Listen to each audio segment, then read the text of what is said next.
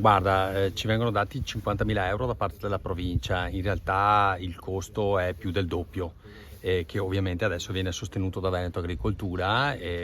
tramite anche l'utilizzo di quelli che sono gli operai che noi mettiamo a disposizione. Abbiamo visto che ci sono dai 2 ai 4 operai al giorno, oggi c'è un servizio che è 7 giorni su 7, 24 ore su 24, grazie anche diciamo a un centralino operativo costante, e quindi l'impegno è un impegno importante sia dal punto di vista della presenza, quindi delle persone, delle ore uomo lavoro, che insomma dal punto di vista economico.